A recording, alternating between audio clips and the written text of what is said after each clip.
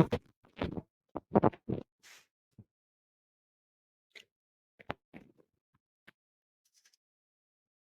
Evening everyone. स्वागत है आपका स्टडी विद अलका में। तो जो कल का टॉपिक था मेरा दिल्ली सल्तनत का पार्ट 1, उसमें हमने पढ़ा था, मैं एक बार रिकैप कर देती हूँ कि हमने पढ़ा था कि भारत पर अरब आक्रमण कब हुआ था। ठीक है, पहले मैंने आपको बताया था कि प्रोफेट मोहम्मद की डेथ हुई थी 632 में। उसके बाद एक खलीफा पद स्टेब्लिश किया गया था 636 में। उसका वर्क क्या था? उनका वर्क ये था कि साम्राज्य का विस्तार हो। और फिर जो फर्स्ट खलीफा थे, जो हमारे प्रथम खलीफा उमर खलीफा थे, फिर दूसरे जो थे वाजिद अली खलीफा। ठीक है, फिर उन्हीं के अंडर एक रूलर आया करता था जो ईरान एरिया का था, मंसूर हजाद, जो वहाँ का शासक था।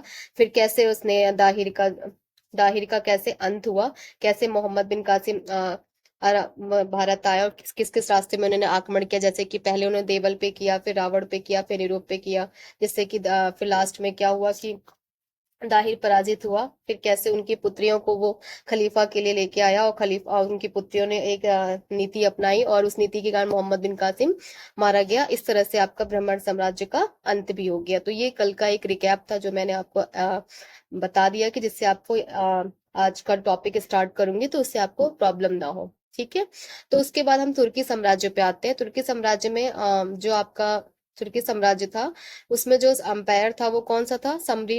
समसमीद अंपायर, जो मैंने कल आपको बताया था। और उसमें एक गुलाम हुआ करता था जो कि अल्पदगीन था, वो वहां का कमांडर भी हुआ करता था, और उसका भी एक गुलाम था सुबुकुद्दीन। ठीक है, जैसा मैंने बताया था कि दोनों अफगानिस्तान आए, दोनों ने विचार किया कि तुर्की साम्राज्य की स्थापना किया जाए, जिससे कि अल्पदगीन की एक पुत्री भी आई और उसका गुलाम जो सुबुकुद्दीन वो भी आया, जिसके कारण क्या उसने अपनी पुत्री की विवाह अपने गुलाम से करा दिया और इसको दामाद बना दिया। ठीक है, जो अल्पदीन का शासन काल था वो 962 से 963 तक साम्राज्य तक चला। उसके बाद सुबुद्दीन वहां का क्या हुआ, सुबुद्दीन के हाथों में सत्ता आ गई। इस तरह से फिर हमारा सुबुद्दीन क्या हुआ, उसने फिर क्या किया सुबुद्दीन ने कि उसने जो इंडस वैली का क्षेत्र था, जैसा कि इसमें आप लोग देख, अभी मैं रिकैप बता रही हूँ आपको ये सारी चीजें। इंडस वैली का जो क्षेत्र था उस पे उसने आक्रमण किया। और उस समय जो इंडस वैली के क्षेत्र में राजा हुआ करता था, जयपाल राजा, उसने क्या किया, उसको पराजित किया। ठीक है, कब पराजित किया? 977 एडी में। वहीं से हम स्टार्ट करेंगे। सुबुद्दीन पहला तुर्क, इसी इसी वजह से कि भारत में पहला तुर्क आक्रमणकारी कौन था? सुबुद्दीन था। ठीक है, इसलिए अगर आपसे क्वेश्चन पूछा जाए कि भारत में पहला तुर्क आक्रमणकारी कौन था, तो मोहम्मद गजनवी ना हो, महमूद गजनवी ना हो के सुबुक्तुद्दीन था। ये महमूद गजनवी का क्या था? पिता था सुबुक्तुद्दीन। ठीक है, वंशागुणत चल रहा था ये सारी चीजें। ठीक है, तो ये जो पहला तुर्क आक्रमणकारी आपको दिख रहा है सन 977 एडी में, इसने क्या किया? जैसे मैंने बताया, इंडस वैली क्षेत्र जयपाल को पराजित होता है। ठीक है, और पुत्र कौन था इसका? महमूद गजनवी। अब यहाँ से हम पढ़ेंगे महमूद गजनवी के बारे में, जो कि क्या था?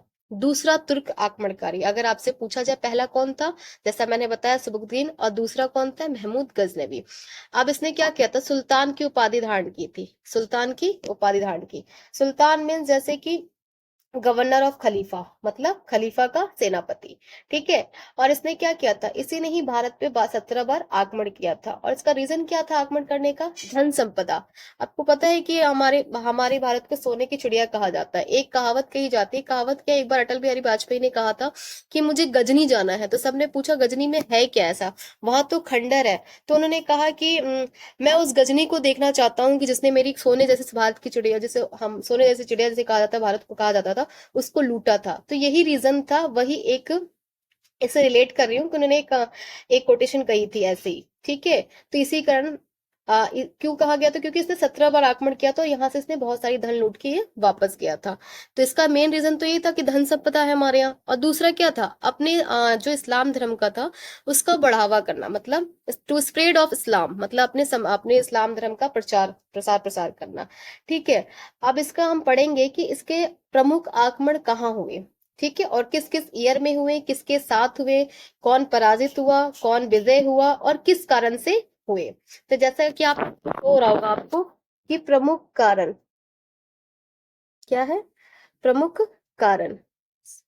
ठीक है, तो ये आपका है, आपको जैसा दिख रहा होगा प्रमुख कारण क्या थे कि 1000 एडी से 1001 पहला इसका क्या था? ये प्रथम आक्रमण का था, किसके? महमूद के द्वारा।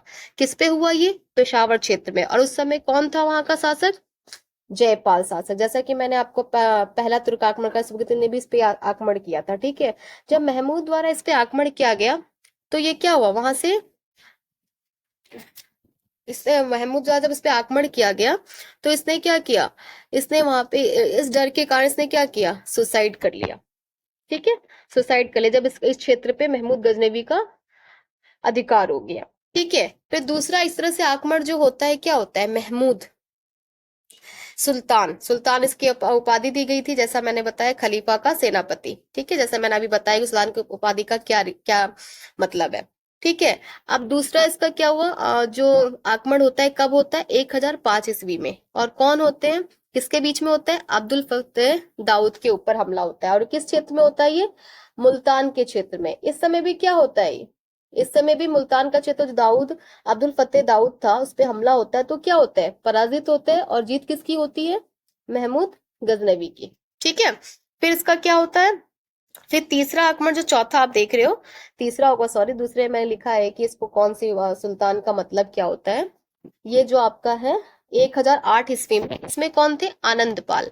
अब आनंदपाल कौन था, ये जयपाल का पुत्र था, जिसको किसने पराजित किया था, एक तो पहला तुर्क आक्रमणकारी सुबुतुन ने पराजित किया था, और महमूद गजनवी ने अपने प्रथम आक्रमण में इसको क्या किया था, पराजित किया था। तो इस तरह से आपको ये पता चला कि इसके 3 वार कहाँ कहाँ हुए और कैसे हुए, ठीक है।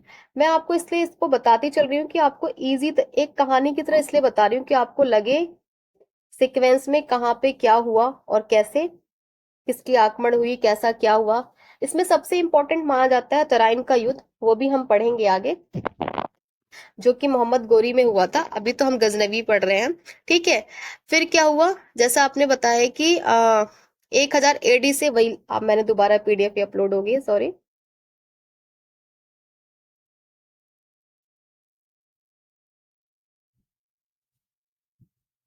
ये थोड़ा सा PDF में प्रॉब्लम हो रही है, कोई नहीं। इसका जो biggest Somnath temple of the cost south area, ठीक है, सौराष्ट्र जो होता है, सौराष्ट्र एरिया, ठीक है।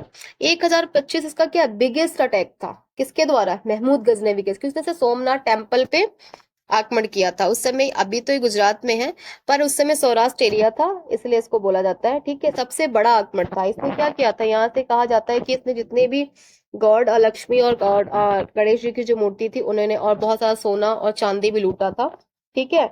तो जब यहाँ से लूट के जा रहा था, तो लूट के जाने लगा, तब उन क्या किया, बीच रास्ते में इनको जाटों ने अटैक किया, किस पे, महमूद गजनबी पे।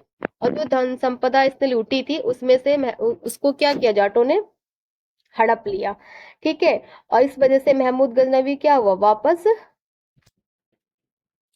जाटों के ऊपर क्या हुआ, महमूद गजनवी वापस चला गया, ठीक है। 1027 में क्या हुआ, जाटों का हमला हुआ इसके ऊपर, ठीक है। और 1030 तक इसकी क्या हो गई, मृत्यु हो गई। कब हो गई, मृत्यु होगी मोहम्मद गजनवी, ठीक है। कब हुई इसकी, 1030 में। तो ये आपका था। अभी जो मैंने ये PDF आपको बताया, इसमें 2 ही पेज का ये PDF है, तो मैंने इसमें आपको सिर्फ ये बताया कि महमूद गजनवी। अब जो कल हम पढ़ेंगे आपको मोहम्मद गोरी के बारे में पढ़ेंगे, ठीक है। तो कैसे, तो उसमें जो कहा, जो उसमें सबसे बैटल ऑफ तराइन का किसके बीच हुआ, क्यों हुआ, और उसके और भी 2-3 बठिंडा का जो आक्रमण हुआ था उस पे, ठीक है। और अभी तो इसके पहले हम पढ़ेंगे कि गजनवी साम्राज्य का लास्ट शासक कौन था, महमूद गजनवी के द्वारा कौन कौन से क्षेत्र पर हमला हुआ था, ठीक है।